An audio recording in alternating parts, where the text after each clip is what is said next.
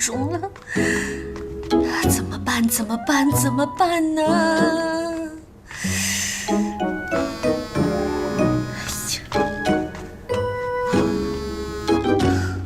怎么了，豆豆？谢天谢地，你终于接电话了！我现在都快火烧眉毛了。现在有一件更火烧眉毛的事情，你爸妈已经知道你家住的不是表兄弟了，正赶过去了。我真希望我30分钟以前接到你的电话。我已经被我爸妈逮到了，我被薛妖怪压在沙发上，我也不知道怎么会莫名其妙的说了一句我怀孕了。但是问题是我爸妈在不停的打薛妖怪，我特别害怕薛妖怪一生气把他们的脖子给拧断了。他们现在已经在下面聊了有20分钟了。你确定大乔哥是在跟他们聊天，而不是扭断了他们的脖子？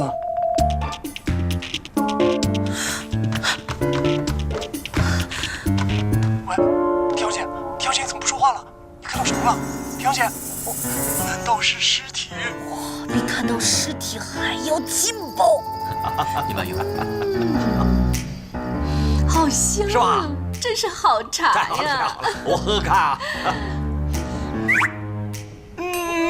爸，你怎么喝他进的茶？怎么？我们今天不来，什么时候才能喝到女婿的茶呀？就是，是。父亲大人，您消消气。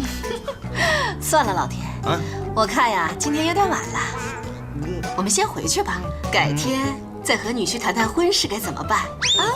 好，好，那全看母亲大人的意思。你看看多好啊！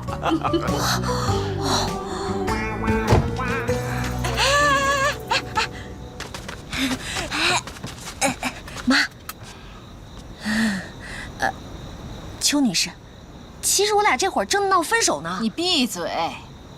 我们呢很满意这个女婿，要是你这次再被甩，或者敢动我外孙一根汗毛，我就跟你断绝母女关系。算了算了，当初你怀孕的时候，还不是有一段时间跟我闹着要分手？小两口子的事儿就让他们自己解决吧。啊，我们走了啊。走了。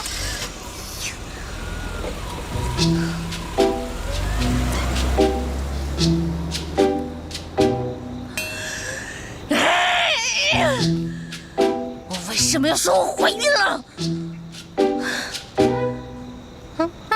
刚才怎么好像有个声音一直在我耳边说怀孕了，怀孕了，怀孕了？是烦死了！你到底跟我爸妈说了什么呀？你不是耳朵很好吗？怎么没听见他们进来的声音呢？这么晚你去哪儿？因为田小姐您的哭声太大，导致我没能听到，对此我很抱歉。另外，相机的钱我会准时打给你的。关于客串角色的事呢，让剧组直接给我打电话就行了，我会去的。你要走？你把我的人生搞成那样，你就想走？这种寄人篱下、养人鼻息的日子，我活了500年第一次遇见，我也已经受够了。田小姐，我们还是各自珍重，有缘再见吧。你离了我们家，你还能去哪儿啊？再说了，你不是在找仇人吗？这离了我能行吗？多谢您关心，不过我知道有句话叫“君子不强人所难”，而且我马上就要被全人类通缉了，恐怕会连累田小姐的。这也不一定到5000万，对吧？咱再想想办法嘛。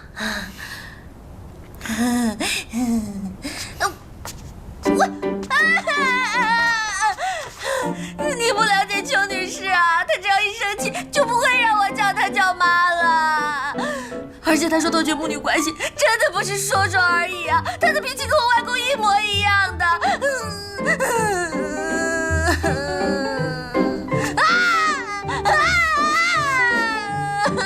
放手，这关我什么事？我宁愿死，也不要跟你住在一起。这句话我送还给你。我错了，我错了。我求你跟我住在一起，我求求你好不好？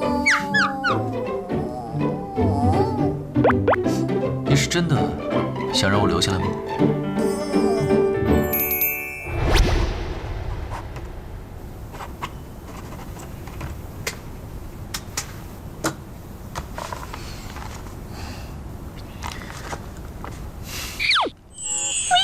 书，真够土的。第一，绝不随意打骂乙方，践踏乙方的尊严。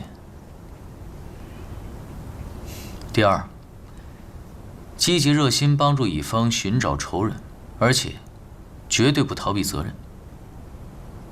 第三，乙方住在甲方家期间，要配合甲方假扮情侣，但不得有非分之想。OK 吗？可以签字吗？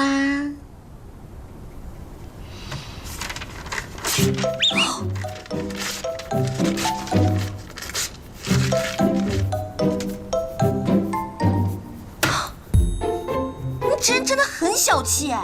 你都活过几百年了，肚子里应该能trang好几艘航空母舰了吧？用不着写保证书，你能做到就好。我睡觉了。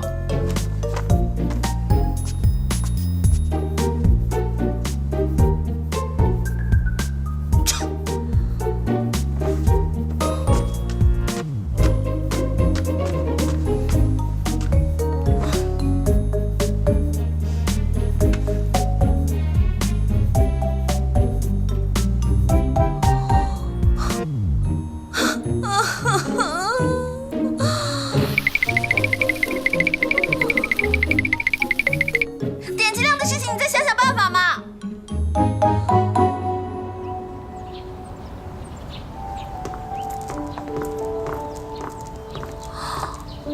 市中心顶层的公寓，你未婚夫也真是够有钱呢。唉，你们这些万恶的资本家！当然了，张家和洪氏的联姻消息一出来，我们两家的股票就像春雨后的小禾苗喝饱了水一样，biu biu biu 的往上涨。请吧。那你还不让我买？无论多么强势的股票，只要你一买，就会跌得很惨。你缺钱，姐姐赞助你，求你千万不要买我们家股票，好吗？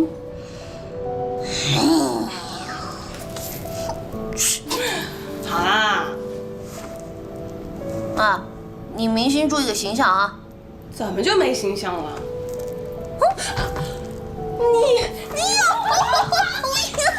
我看着。请。真是很对不起啊！明明因为我的身体原因耽误了你们现场的拍摄，结果还要田小姐你来看望我。不论怎么样，还是我男朋友失礼的地方，因为他平时要在跆拳道馆教小朋友，所以今天专门拜托我来给您道歉，真是不好意思。你男朋友是跆拳道教练吗？我身体真还挺弱的，医生经常让我多运动，但是我实在不喜欢健身房那一套。跆拳道听起来也不错啊。他在跆拳道馆主要是教小朋友的，不过也有成人班，是馆长在带。我跟馆长还挺熟的，可以介绍你去。那就拜托你了。我也是客人，竟然要被你这个主人使唤。这可是病人的优待。有时间在这里享受病人的优待，拜托你不如把身体练得强壮一点。好啦，亲爱的未婚妻，我要去换衣服了。来，你未婚夫要请我吃饭。你想多了，我们10点还要出去秀恩爱呢。所以说，让孩子们不挨饿、不挨冻，是对福利院的基本要求。而由洪氏集团捐助的这家福利院，我希望它能有更高的标准。除了能够满足孩子们的温饱问题，更应该解决孩子们的心理诉求和身体健康，让每一个孩子都能够真正感受到家的温暖。我的讲话就到这儿，谢谢大家。近一段时间，我们看到您和未婚妻张萱萱小姐频繁出现在公众视野，是不是婚期将近呢？有好消息会告诉大家的，谢谢。刚才洪先生一直强调孩子的心理健康问题，是不是联想到自己的成长经历呢？当然，我小的时候得到的关爱就不多，所以自卑的性格到现在都还影响我。所以在这儿我要呼吁大家能够多多的回归家庭，让每一个孩子都能在有爱的环境下成长。你是不是已经开始考虑自己孩子的健康教育问题？还有，你喜欢男孩还是女孩？你从一开始结婚的问题问到生孩子，你一定是轩轩的粉丝吧？你怎么比我还着急啊？私生子啊？你肯定没看过几年前我的专访，更别说10几年前我继承洪氏集团的报道了。那个时候我应该还在读书吧？介于我们俩的关系，我觉得我有必要向你普及一下我的生平。好吧，我洗耳恭听。我在美国出生的，母亲生我的时候难产离开了，保姆把我带大。我父亲从来没有来看过我。我见他的时候，他已经去世了。于是我就继承了洪氏集团。你专访的标题是不是“穷小则1秒变财阀，成长的苦水谁人知”？那可不止1秒钟。继承之路并不太顺利，因为是私生子，最后不得已要和一具尸体进行亲子鉴定。对不起啊，刚才我那个玩意……没关系，这些事我早都放下了。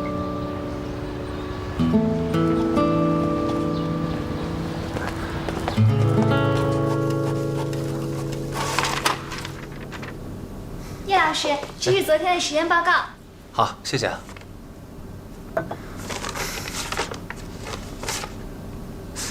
哎，这一份好像不是我的。哦，对不起，可能是我刚刚不小心还原了一些删除的数据。哦，没关系，那应该是老师的。奇怪，怎么连样本编号都没有？老师，这一份血液样本分析报告单是您的吧？没错，这份血液样本是我研究分析的。您是从哪里得来这份血样的？为什么人类的血液当中会有这么完美的修复酶啊？只是检测到了非常少量的修复酶。这份血样是我们资助人寄来的，他让我保密。至于其他的，我和你知道的差不多。看来我们这个神秘的资助人不是个普通人。老师，刚开始给我们休眠体头发样本的就是这个资助人吧？您说这个血液样本会不会和那具休眠体有什么关系啊？那就要等到找到那具休眠体之后才知道了。警察那边有什么消息吗？还没有，案发现场太干净了，我现在都怀疑是不是那具休眠体自己跑了。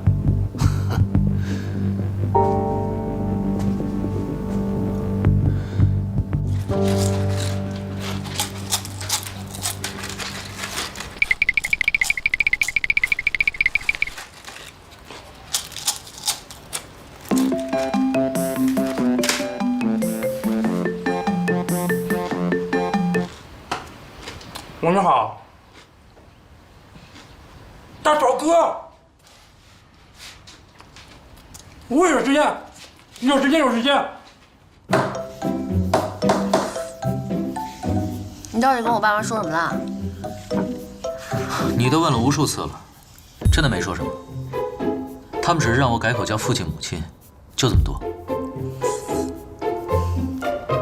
你要想让我早点离开，就赶紧帮我找到仇人。你不是偷到卖玉璧的档案了吗？里面有地址吧？导航仪会用吗？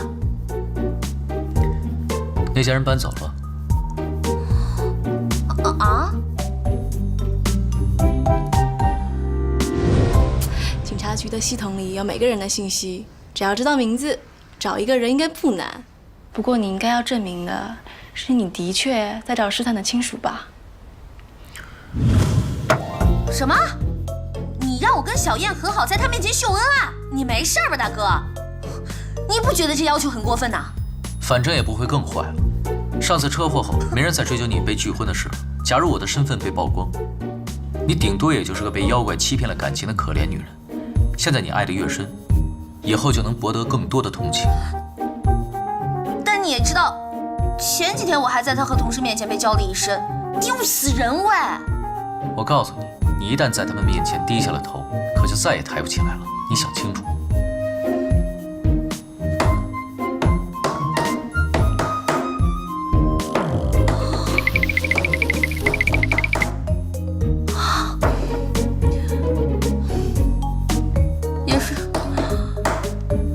是不会更坏了。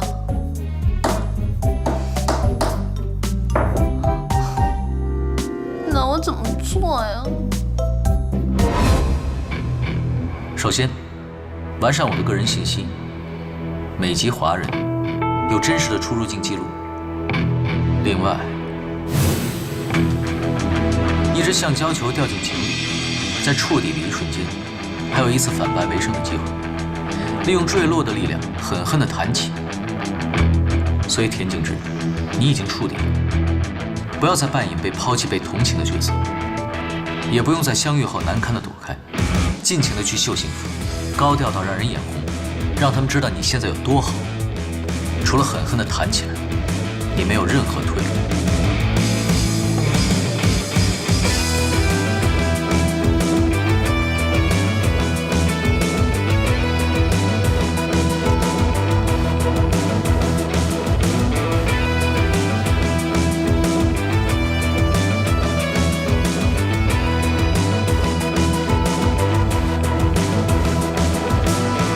动动观察一下警察局系统的网络，找一找入侵网络的办法。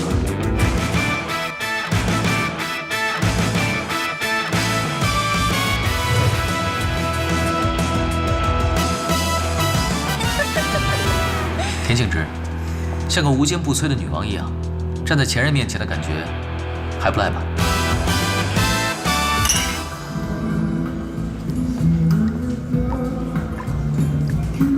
可以了，可以了，爽，爽！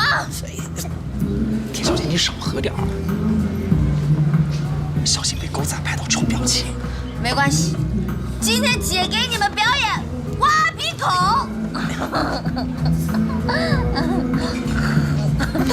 今天真的太爽了！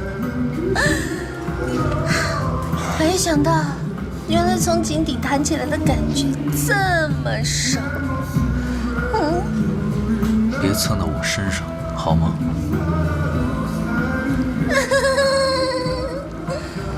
那人家去洗手啦。慢点儿。你去。你慢点儿。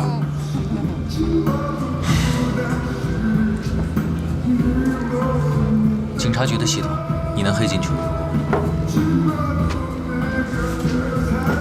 他们用的是内部网，每个人都有一个身份系统来进行验证，然后还需要密码才能够登录系统。不同级别的警员权限不同，但如果只是需要查询住址的话，不需要很高的权限，只要能拿到身份卡，我就可以登录系统。查询完毕之后，清除查询痕迹。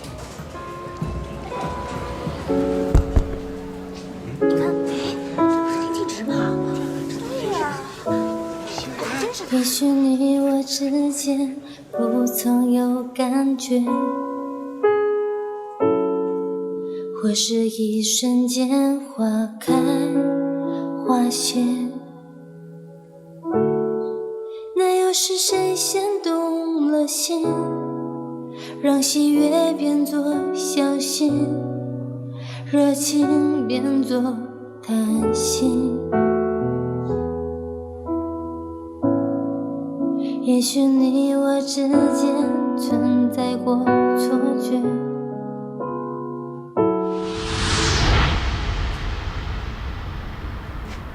轩辕姐，你给我看这个干什么？你说干什么？娱乐报上写着田径直酒吧献歌，大胆示爱，他是这样的人吗？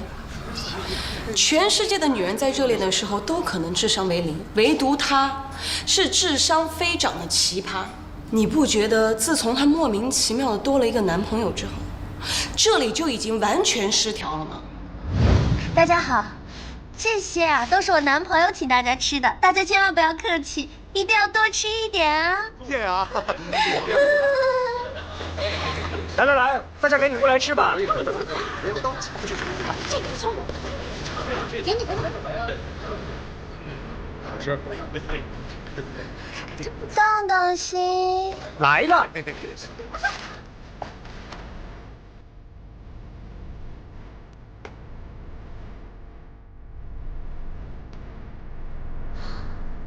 怎么用这种眼神看我？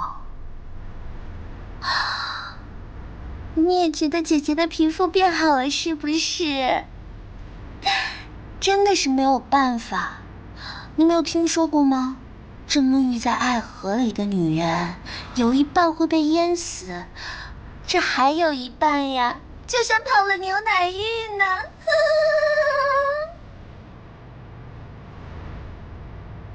哎呀，好啦，不要再愧疚了，人家都已经原谅你了呢。我们家大乔可是说过的，这过去的一切都是为了造就更好的自己，所以我还得感谢你呢。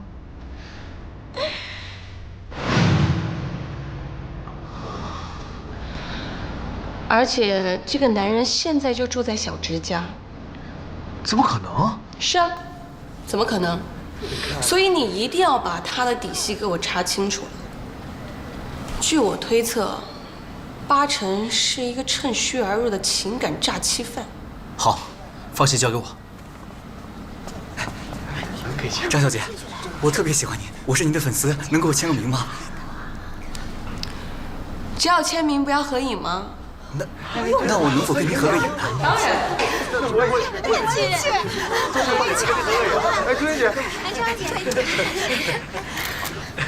下个我，下个我，真好。跟我，香香姐，跟你合个影。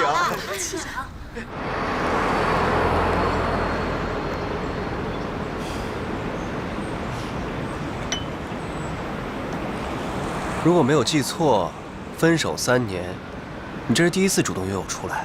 哼，怎么，咖啡不合你胃口？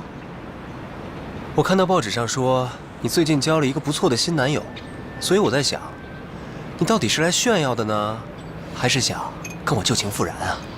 把我当备胎？这次想请你喝个下午茶，就是想表示一下慰问。上回你们研究中心因为车祸丢了休眠体，我冥思苦想了好久，还是什么都没想起来。听说租借那具休眠体的费用相当之高，结果还是丢了，估计要赔不少钱吧？怎么，你不是在挖井吗？现在又想资助研究事业啦？你知道的，我一向对科学研究什么的不怎么感兴趣。也是，你的倒霉体质还挺反科学的。李教授是你们科学研究中心的负责人吧？这回休眠体丢了，一定非常的郁闷。那他有没有什么临风流泪啊、茶饭不思啊，或者给你们研究中心的资助人打个电话装个可怜什么的？怎么可能？你想多了。不过，希望早日找到休眠体倒是真的。肯定会找到的。田静植，你到底想问我什么呀？你最近是不是见过老师？上回在你们学校拍戏的时候碰见李教授了，但他看起来好憔悴的样子。李教授还担心我上回车祸以后会不会有什么后遗症，说想帮我做个抽血检查。你说什么？我说，李教授想给我做一个抽血检查呀。怎么了？没什么。你是 B 型血吧？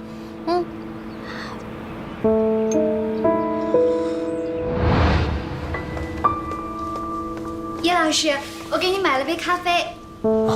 谢谢啊。你们家小饼最近没有在逃课了吧？谁知道呢？我也不能每天看着他。那个道具真的不是他换的吗？当然不是，这点我是肯定相信他的。警察抓人也太不负责任了。那2天围观拍戏的人那么多，到医务室看热闹的人也不少，凭什么就偏偏要怀疑我们小饼？那天你也去看热闹了？怎么会？她可是我最讨厌的女生类型。看来你们姐弟俩的品味真是相差甚远啊！唉，纯情少男是很好他这口。不过小饼跟我说，那2天在片场也看见李教授了。你说李教授是不是也喜欢田静植那种类型的？我听说李教授已经离婚好久了。叶老师，我开玩笑的。哦。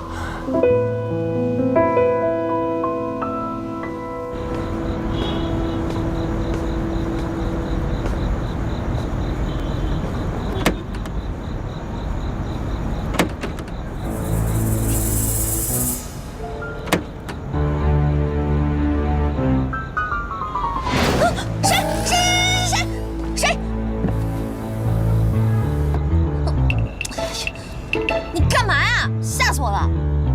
上车。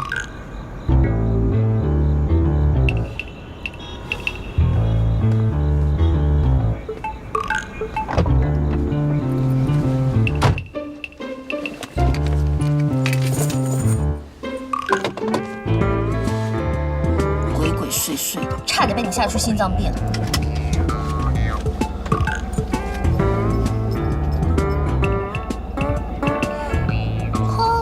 学的还挺快，车联网都会用了，不过还差一点儿就赶上本小姐了。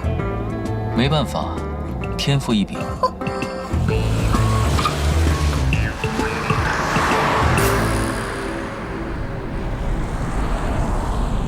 您今天没有去跆拳道馆啊？我还准备录完节目去接你呢。小朋友们明天早上要体检，不宜剧烈运动，所以晚上的课取消了。然后就偷偷钻进了我的车来吓我呀！特意赶过来接你的，不说声谢谢吗？你来接我就不能提前打个电话告诉我啊？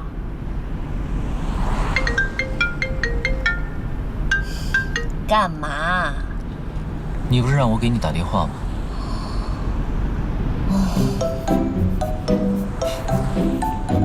对了，和第6人的约会开心吗？你简直就是代表月亮来消灭我的！叶人渣的脑袋肯定是被上个世纪的榴弹打过的，根本不开窍。无论我怎么把话题往李教授身上引，他完全不理我。看来是毫无收获了。这不是很正常吗？我又不是农民伯伯，春种一粒粟，秋收万颗子啊！我没有要怪你的意思啊，我觉得你已经做得很好了，也很努力。我现在觉得认识你……打住！千万别给我发好人卡，因为我心里啊，压根儿就不想管闲事儿。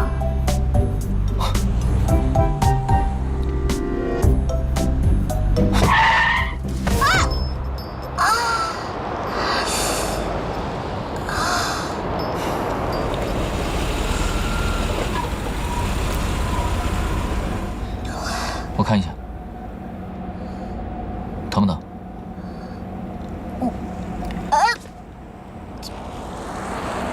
不需要特殊治疗。我想上次治疗你手掌的时候，留在你身体里的舌尖血，应该还有用。Oh my god！ 我身体里竟然还流着你的血。So， 不要随便让别人接触你的血液，否则被别有用心的人利用，可是会很麻烦的。想要拿到我的血，应该没有那么简单吧？体检的时候就需要抽血啊。有你在，我基本上与体检无关。可你受伤的时候也会流血，这样不就拿到了？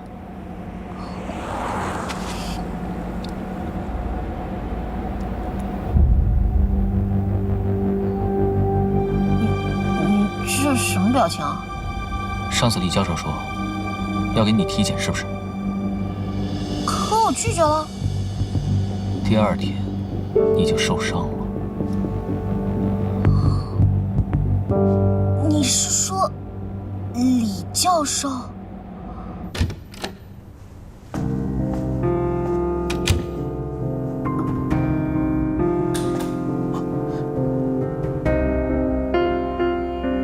怎么这么晚还不走啊？灯也不开。因为我知道，老师每天晚上都会来这里检查一遍。实验室不能喝酒，你早点回去吧。老师，划伤田径直手掌的那个道具，是不是你换的？那份匿名的血样，是不是就是田径直的？能给我倒杯酒吗？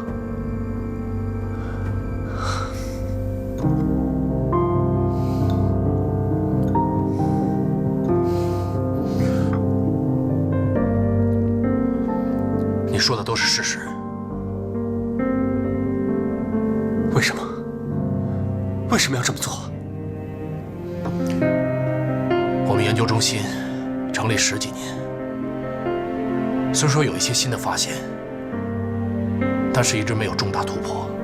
我为了他拼命工作，甚至连家庭都失去了。我不能再失败下去，我要抓住每一个机会。机会？为什么田径直会是机会？你知道了什么？那次车祸那么严重，他竟然没有大碍，你不觉得奇怪吗？那车辆毁坏成那样，我看过他的医疗记录，身体各个部位，甚至连软组织挫伤都没有，这合理吗？警察和医生都认为是他幸运，可是我不这么认为。在这个世界上，有很多身体奇特的人，有的人被雷击中之后，身体就带了电，有些人天生就可以浮在水面上。所以我猜想，田径直的身体一定有奇特之处，而实验结果恰恰证明了我的猜想。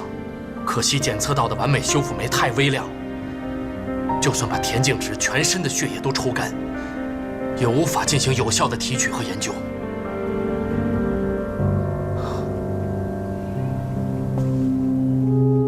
你知道你这么做是犯罪吗？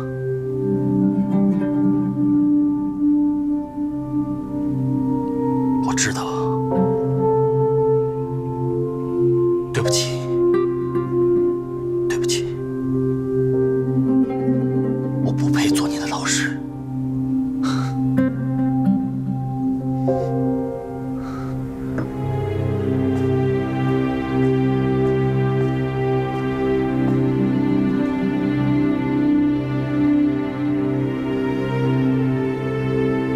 只有这一次，我可以装作什么都不知道。希望你以后不要再伤害别人了。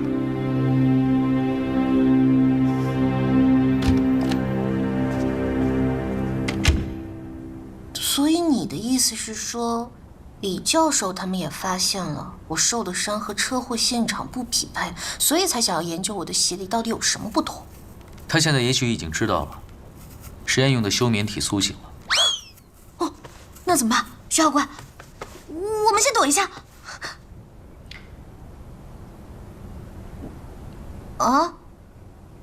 只要你不到处乱说，没有人会知道我是那具休眠体。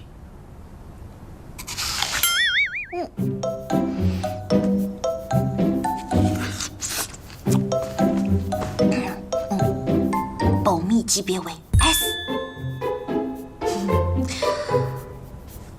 幸亏我那条沾满血的裙子莫名其妙的不见了，否则那裙子上都是血，我身上一个伤口都没有，肯定会被他们拿去当做外星人研究的。并不是莫名其妙不见了，是被我拿走了。啊，果然姜还是老的辣呀！这100岁的人还是斗不过1000岁的妖啊！不过你还是离李教授远一点。虽然他不是我的仇人，但是我估计我的仇人应该认识他。我已经查过了，那家研究中心启动了很多年，而且各种花费都不菲，背后一定有很强大的资助人。这视频点击量的问题还不知道怎么办呢？这又出来一个什么资助人？真的是霉运重重，危机四伏啊！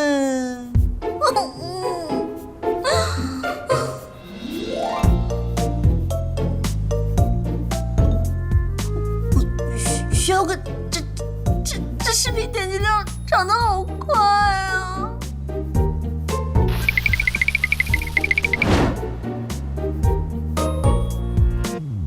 记住，如果你以后在外面遇到了什么奇怪的人或事，一定要及时告诉我。怎么感觉都在说你自己啊？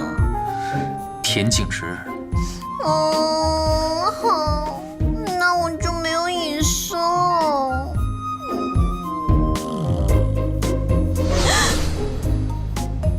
你需要隐私，是吗？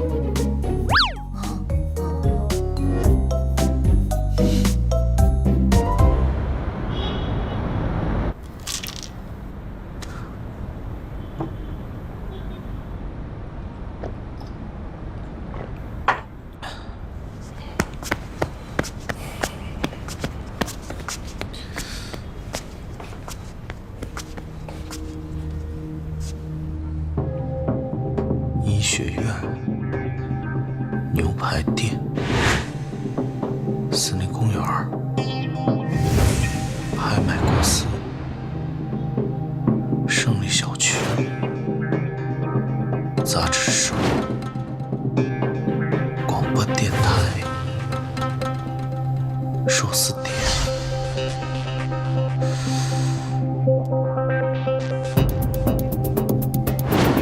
公司原来真的是个开私人博物馆的。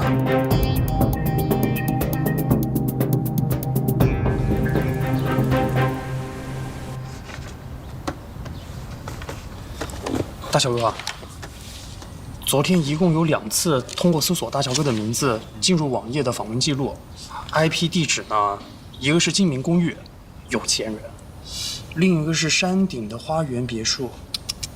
又是一个有钱人。金明公寓是小燕，山顶花园别墅是轩轩。就说这2个人不会这么轻易相信，特别是张轩轩那个神棍，真的是太敏感了，对他真的是半分钟都不能放过。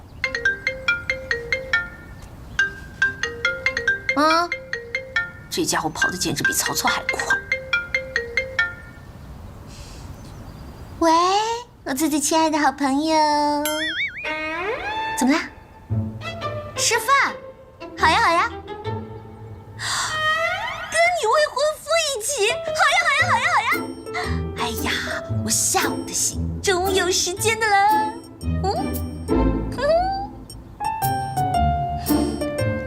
换衣服呢？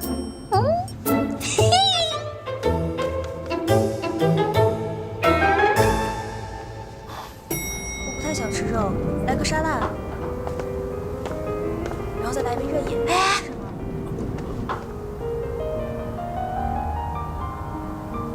扣子还没扣好。你不觉得你这样殷勤的有点过头了吗？慈善家的世界你不懂，这是英雄惜英雄。今天是我们伪情侣正式亮相的日子。是第一次，也是最后一次了。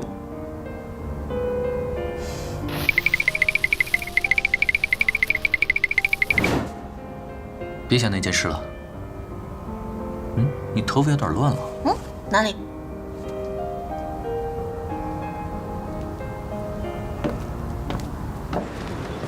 这边请。谢谢，我来吧。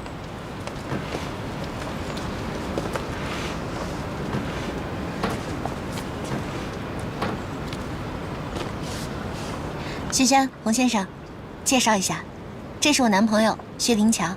你好，我是洪世光，轩轩的未婚夫。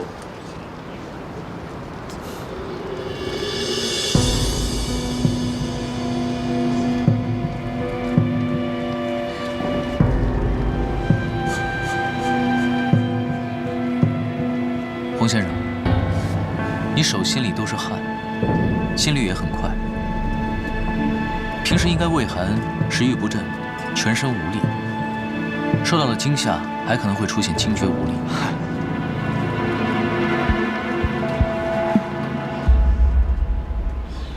营养不良加缺乏运动，跟我前几天接收了一个小朋友，症状差不多。托天阿姐的福，我刚刚报了跆拳道馆的成人班，所以以后我们会经常见面。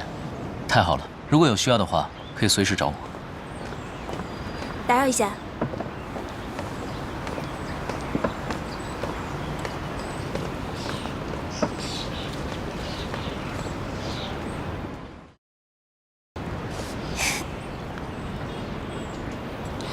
听说薛先生一直住在小直家，薛先生在国内没有房子吗？暂时还没有。我知道城中湖的湖心岛在建晚清风格的别墅，我想等开盘了以后在那里买一套。所以现在呢，暂时先做小直的房客。我听说住在一起啊，最能培养感情。要不，搬来我家住，或者我搬去你家。算了吧，洪先生。薛先生，你说的湖心岛大宅可是块风水宝地啊，全岛只有3套房子，真有眼光。他不是真有眼光，他是真能吹。湖心岛大宅，哼！薛妖怪这个无法把时间变现的穷鬼，知道那个多少钱吗？2个亿耶！不过薛先生最有眼光的还是选择了田小姐，她可是养了一个挖井队在非洲挖井。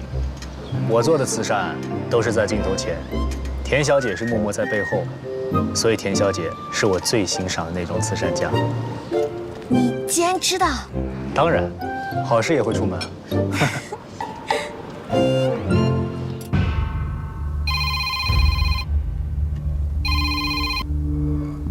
哪位？李教授，您好，老板让我来接你。知道了。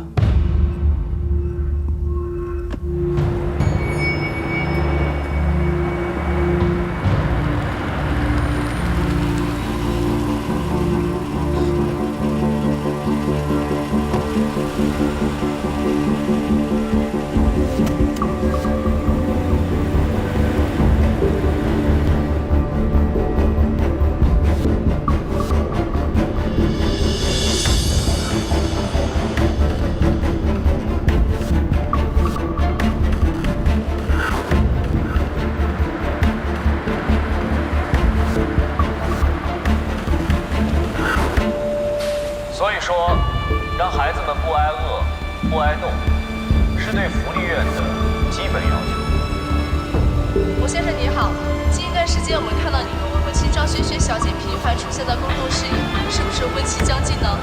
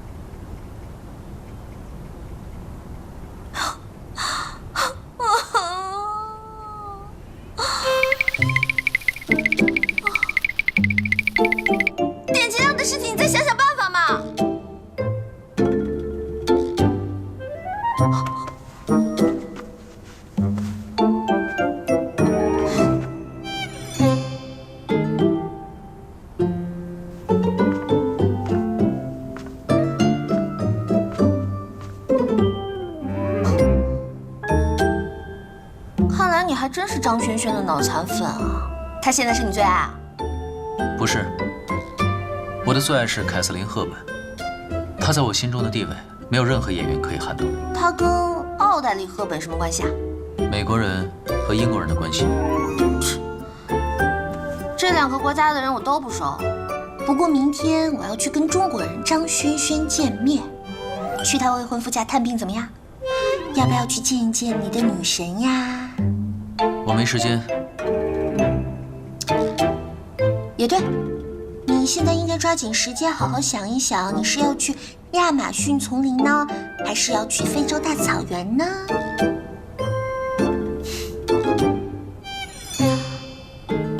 不过，在你去深山老林之前，请搞定我妈。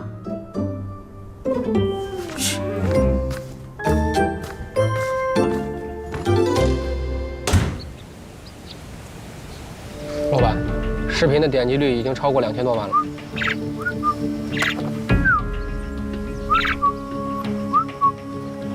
你好，房经理。对，你把他的联系方式给我之后，你的佣金会立刻到账。不过我最好提醒你，在你收到我们的钱之后，如果你再向任何人透露我的消息，很好，我相信你。这世上的人真是一个比一个贪心啊！为钱贪心的人，就算有命赚，也没命花呀。老板，加上了。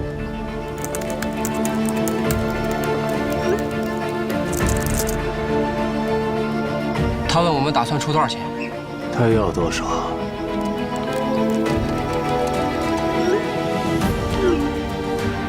？500万。给他。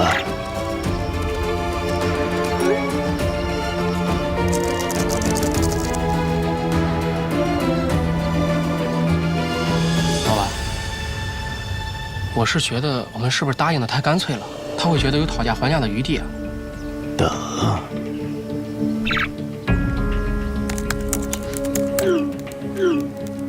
老板，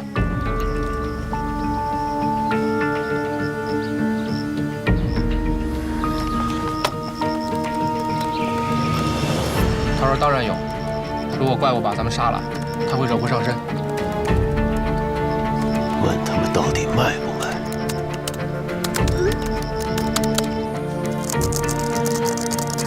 他说当然，只是想知道咱们准备怎么抓住这只怪物。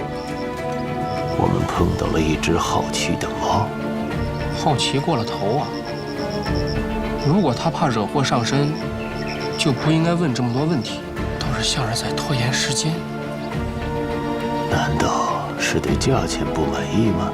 不对，我只感觉他的重点不是在谈钱。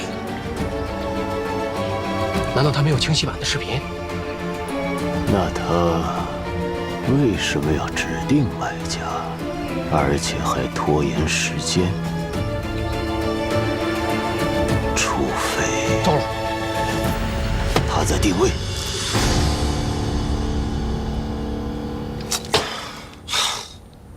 差一点就抓到了，功亏一篑。也不算功亏一篑吧，起码我确定了我的仇人还活着，并且找机会再杀我。那怎么办？哥，不如我们找视频网站的经理，问他买家的信息。买家肯花500万来买这个视频，就不差这一点封口费。那你就展示你的超强能力吓他，或者揍到他肯说为止。因为即使收了封口费，在遇到生命危险的时候，当然还是保命要紧啊。穷光蛋得到了一张可以无限透支的黑金卡，他会认为这世上没有什么是金钱买不到的。同样，人类一旦拥有了超强力量，会认为拿到了凌驾于法律和人权之上的万能钥匙。所以，你不会使用这把万能钥匙是吗？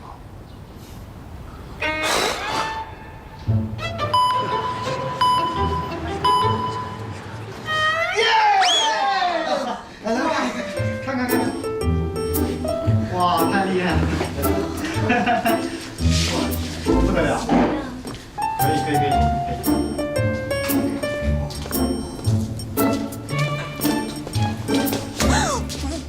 小直，你看《午夜怪物真相》的视频了吗？导演，你听我解释，我也不太清楚那是怎么回事。快看！导演，我先不看了，我还有事儿，我先。哥哥，怎么回事？哥哥，你在哪里？妹妹，你等着我，妹妹，我马上就来了。哥哥，你要小心啊！妹妹，我找的你好辛苦啊。哥哥，妹妹，我终于见到你了。妹妹，有没有被惊到？我们的电视宣传太成功了，现在我们的剧已经上了话题榜了。我已经看到收视率冠军的宝座在朝我招手了。这怎么会变成这个呢？这明明是我们家的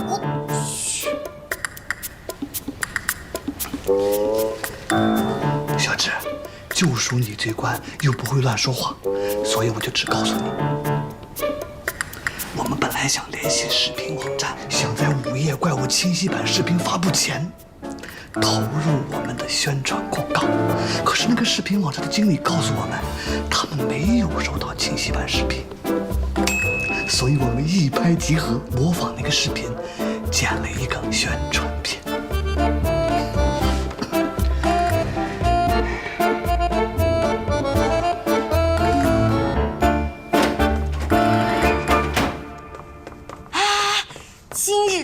今日头条，哎，你不用再去什么深山老林了，因为根本就没有什么清晰版视频呢。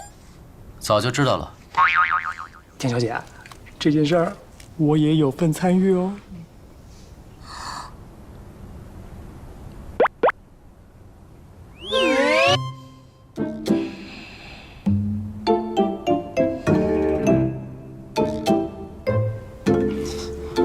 田小姐，您先消消气儿。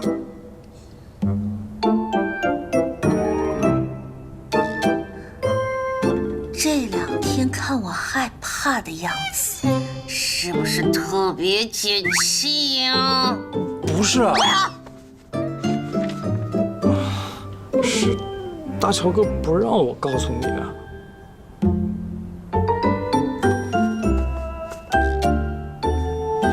少管，你在报复我吧？我只是喜欢看你像热锅上的蚂蚁团团转的样子。那这2天你看得够开心了吧？那你能不能告诉我，你们到底什么时候开始干的这件事儿？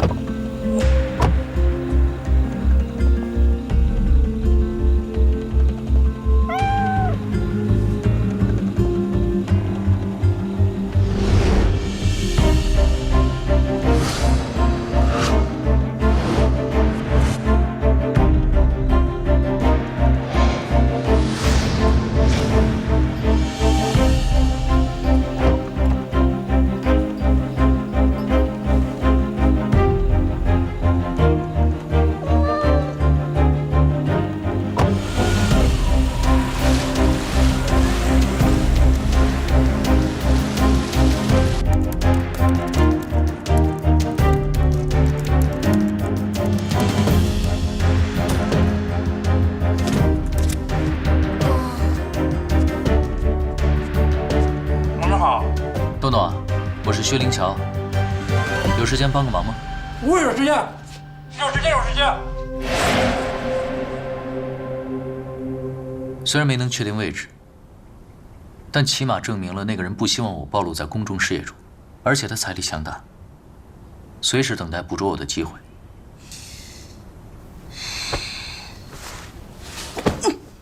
田小姐，不要生气好吗？你被解雇了，跪下！哥，怎么办呢？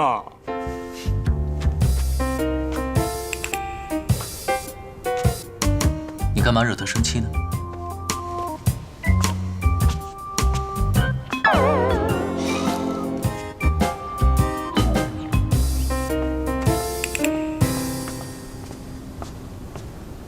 老师，什么东西啊？学术研讨会的邀请函。这次啊，领域里比较有名的外国专家都会来。静下来。你代表研究中心去吧，明天我要出差，大概半个月之后回来。可是这次研讨会会有很多有名的，我知道很难得，你去是一样的。老师，昨天下午的教学研讨会你没有参加，是不是身体不舒服啊？我去了趟医院，不过没什么大碍。哦，好吧。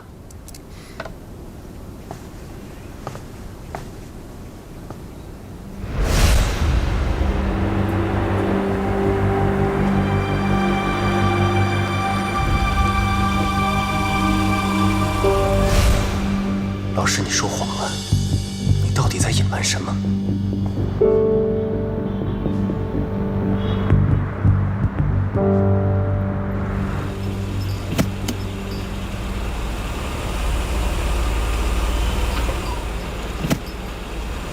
我要下车。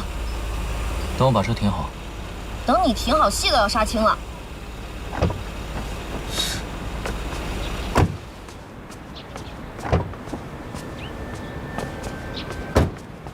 喂，既然你跟我要装成情侣，为什么要冷战？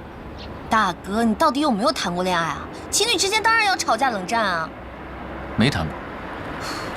白活了。我保证下次一定告诉你。没这个必要，我也不想知道。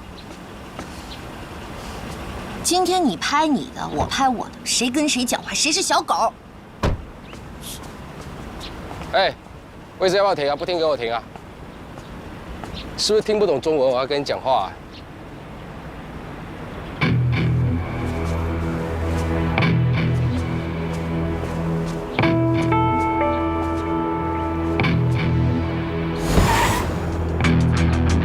功夫还行吧？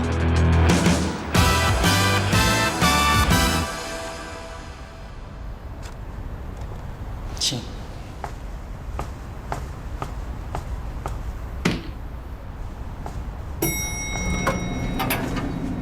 上行。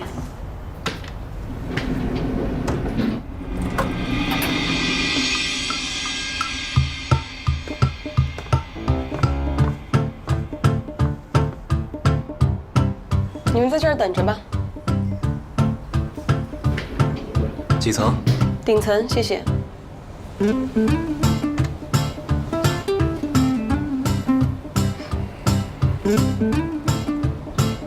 叶先生来这里做什么呀？开会。张小姐来这里是和未婚夫约会？查账，这家酒店就是我家的。张家本来就是豪门，竟然还要联姻，果然是越有钱的人把钱看得越重。当然要看得重。你看这家酒店豪华的装修，容貌、身材都是选美水平的高素质服务人员。哦，还有这24小时工作零故障率的电梯都是要花钱的。像你们做研究的最幸福了，等着人送钱给你们花就好了。说的有理，人各有志嘛。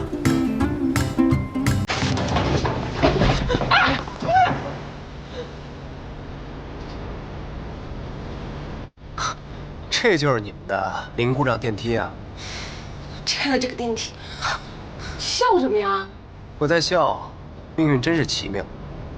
城市那么大，我和你两个没有什么交集的人，竟然困在同一个电梯里。没错，都是我出门没看黄历。扭到脚了，快把高跟鞋脱掉。开什么玩笑？女人脱掉高跟鞋就好比战士扔掉了武器。我还以为你的武器是钱呢。在你心里，大概田径只个性恶劣，而我爱钱如命。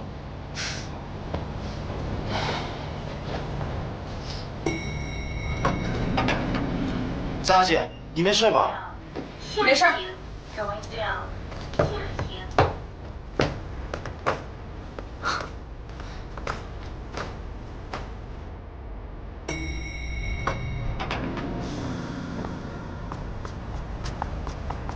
哎，叶琛，师哥，哎呦，你什么时候从美国回来的？昨天啊，陪斯蒂文教授一起回来的，不过明天一早就要回去了。哎，李教授没有一起来吗？哦，他出差去了。哦，你们最近怎么样？有没有什么新的研究啊？新的研究倒是有，但是说来话长，哎，不提了。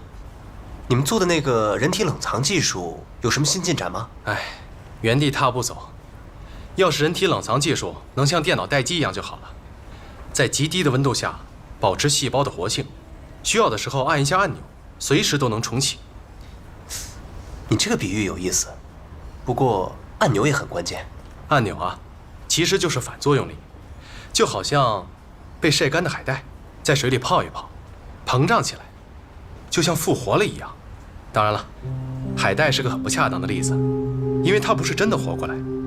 如果是保持细胞活性的冷冻人，温度就是那个按钮，只要有适宜的温度，它就可以完全复活过来。如果你觉得“复活”这个词不准确，我们也可以说是苏醒，因为它从来就没有死去。细胞活性，复活，从来就没有死去。叶琛，叶琛，哦，师哥不好意思，我突然想起一件事情，想去打个电话。没事，你去忙，一会儿啊，我们会场见。好。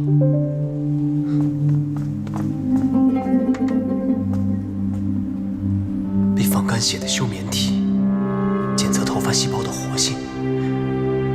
苏醒按钮是车祸的事件，血液。不行，这个想法太疯狂，李延志不会相信。怎么办呢？我得自己想清楚才行。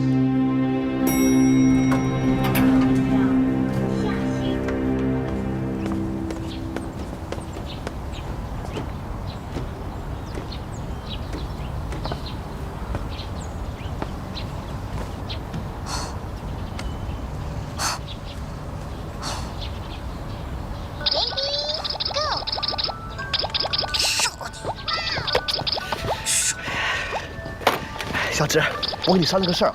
说。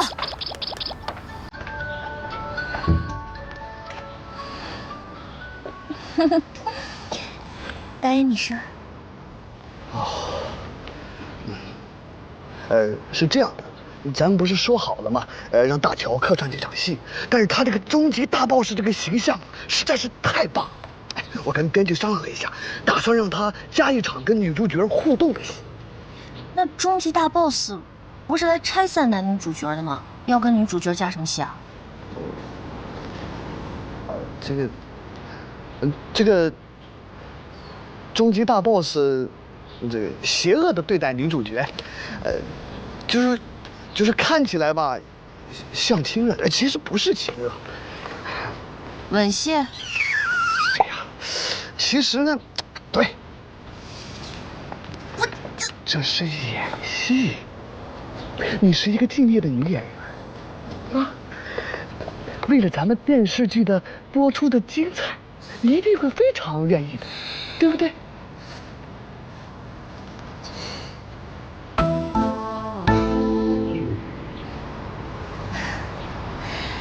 你问他吧，他没意见，我就没有意见。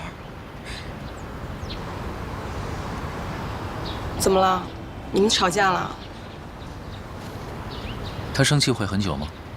不会，他脑容量小，吃顿饭就忘了。饭？咱们中国人不是有句俗话吗？叫做吃人的嘴短。萱萱，大乔，跟你们商量个事儿啊。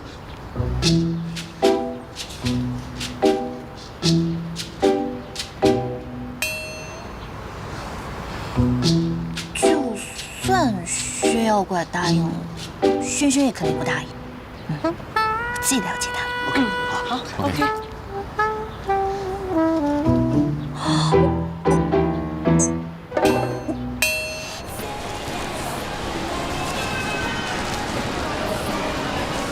在哪儿啊？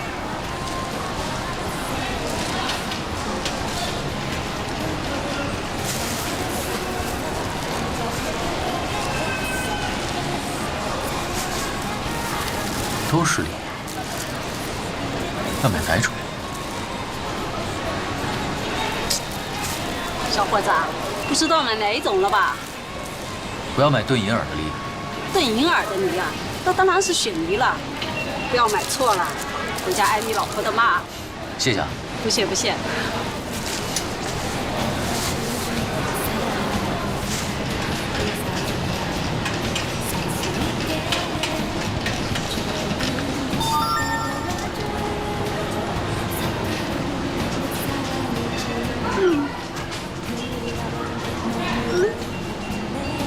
还想跑？偷我老婆子的钱？你爸妈没教你做人的道理吗？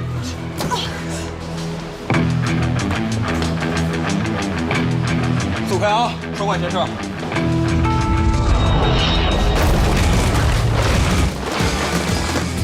那边好像打起来了，我过去看看。大哥，求你放了我，我再也不偷了，真的。对待老人要客气，因为你也有老的时候。我知道，我再也不敢了。怎么回事？怎么回事？怎么回事？这人抓跑了老婆婆，还打人！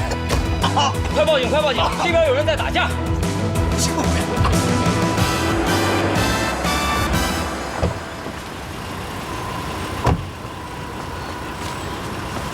不用找了，谢谢啊。怎么回事？怎么电话里说薛耀贵因为打人被抓了？而且警察为什么只给你打电话，不给我打电话呀？难道我这个伴侣关系的人还不如你这个马屁精啊？田小姐，你一下子问我这么多问题，要我回答哪一个啊？都要。大乔哥应该是怕给你添麻烦，所以才让他们打给我。可是你那个前男友李警官真的非常没情面，非要你过来领人。我们大乔哥打人肯定是有原因的嘛。你说了等于白说你。现在老婆婆还在昏迷中，你也看到老婆婆和伤者产生争执。当伤者把老婆婆推倒撞晕的时候，现场有没有其他目击者？没有。如果你是见义勇为，只要制止就行。为什么要暴力殴打伤者？我并没有暴力殴打的。事实是，伤者背部的撞击多处软组织挫伤，肋骨断了3根。这也只能证明我是用力不当而已。我说了，我不是故意的。你看起来态度很不诚恳。我说的都是事实。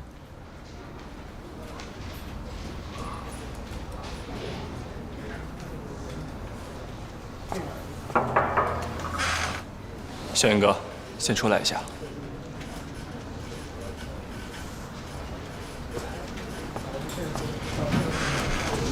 哎，我们家大乔怎么样？受伤了吗？你怎么不问一下他把别人打成什么样子？背部多处软组织挫伤不说，肋骨还断了3根。我们家大乔不会随便打人的。之前因为吃醋打伤男演员，现在又在超市打断别人肋骨。田静之，你是不是有一天鼻青脸肿躺在医院你才甘心？如果是因为我离开了你，而让你遭遇到不幸，我真的死都会不甘心。我觉得你的逻辑真的很奇怪，我不认为这中间存在什么因果关系啊。他根本配不上你。可是我爱他，怎么办呢？在你看来完全配不上我的他，还有点暴力倾向。我闹脾气的时候，他甚至宁愿拆了我的门都不愿意哄我一下。可我就是爱他，我爱一个人就是这样，只要他不离开我，我就不会离开他。你简直……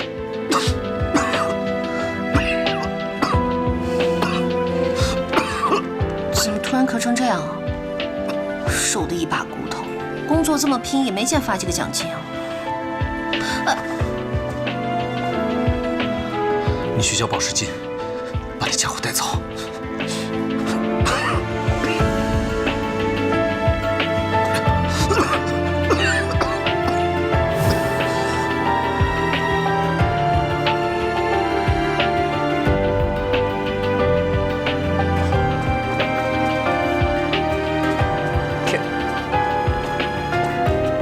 大小哥，表姐她怎么了？行了，没事，你不用管。冯助理，啊，去片场把车给我开过来。哦。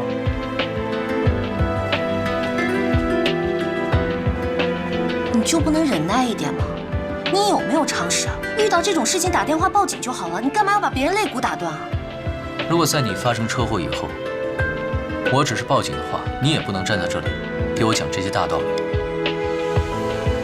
好，我是冷血动物，行了吧？听到你被抓进警察局，我都快吓死了，还害我在李彦之面前丢人，连累我。算了。什么算了呀？你要干嘛呀？算了，就是不想连累你，也不想再管你了。那最好，我才想算了呢。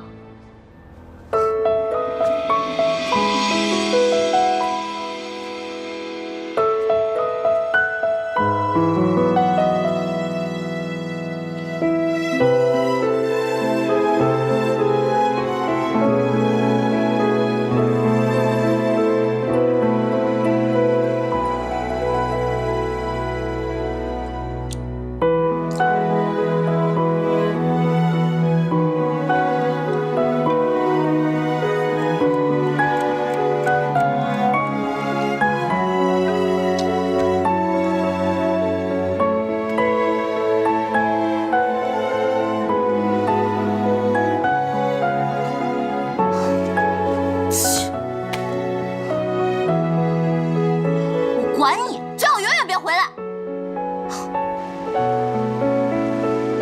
不要怪我这么多天没有来看你。前些天我真的很忙。你看，我现在不是特地来看你了吗？我今晚就留下来陪你。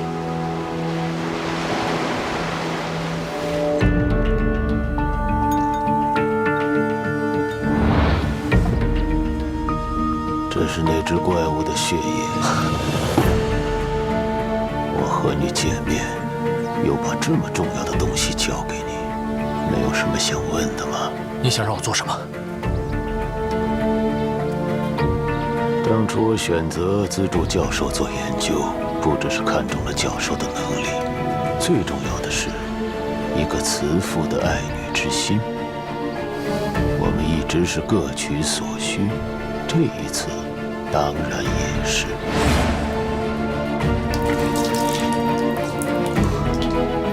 那个怪物被放干血都不会死。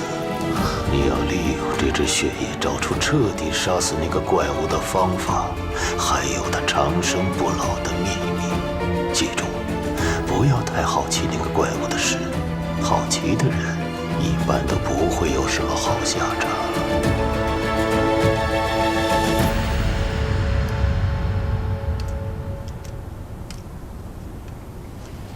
田小姐，咖啡来了。烫！田小姐，你今天怎么一直心不在焉的？你跟大乔哥还没和好？不许提他。那他今天跟张小姐拍吻戏，你看着不是更生气啊？今天？今天拍摄内容不是已经给你了吗？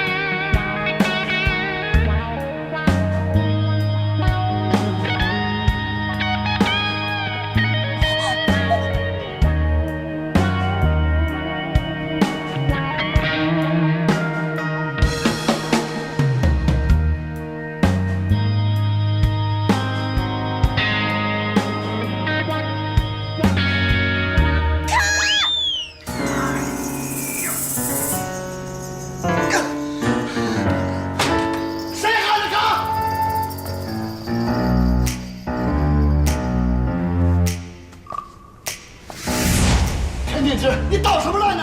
你是导演，我是导演啊！你是导演了不起啊？剧本说改就改啊？让我男朋友跟我闺蜜接吻，还能不能一起好好玩耍了？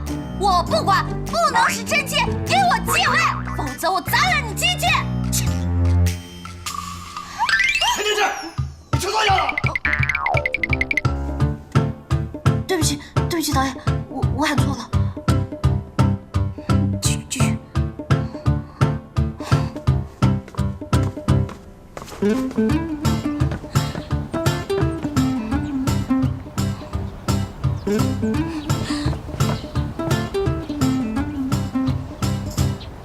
你追出来干嘛呀？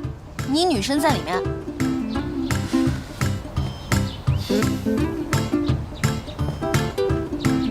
周末带妹妹回家吃午饭。站住！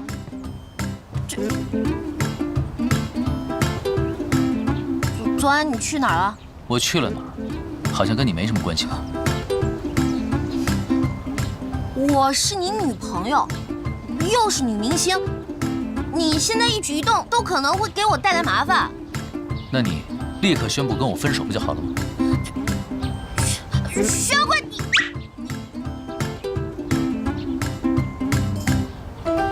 违心给我借位，借位！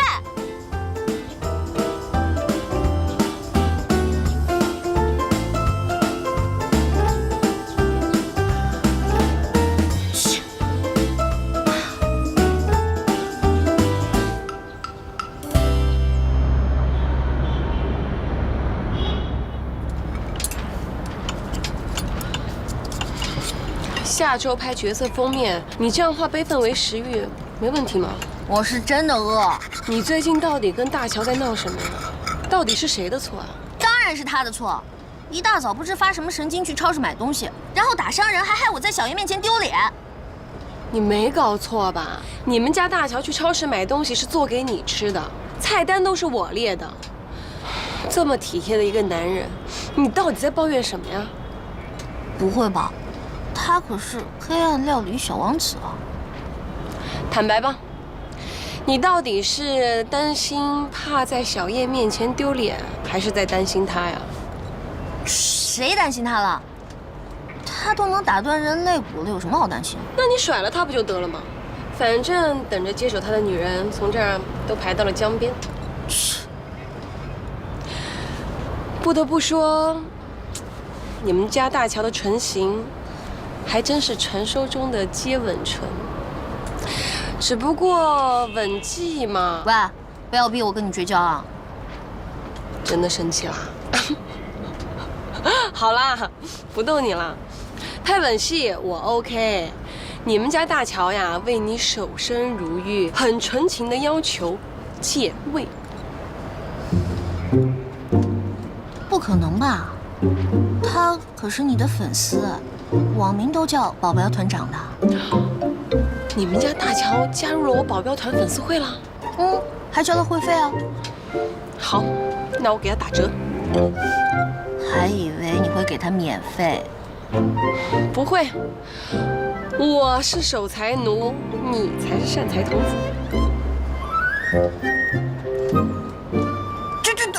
这肉去哪儿了？哎呦，天哪，我会肥死的！要不要考虑去我家喝点红酒压压惊呢？好主意！哎，这儿，旁边这位小姐买单。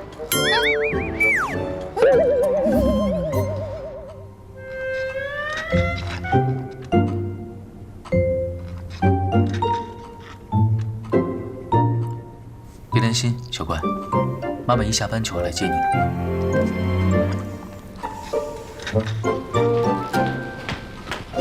妈妈，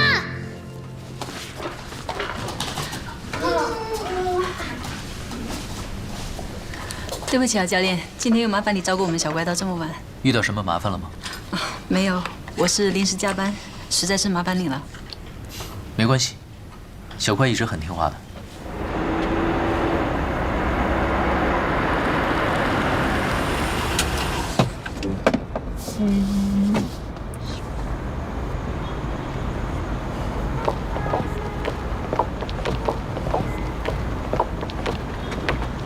啊，对了，我们母子给你添了不少的麻烦，实在是不好意思。这是我做的一点点心，送教练尝尝。我也没想到今天会忙到这么晚。啊，对不起啊，用这个做礼物实在是有点太没有诚意了。啊，没有没有，我只是觉得有点熟悉，很亲切。谢谢你的礼物。教练再见。慢点，慢点。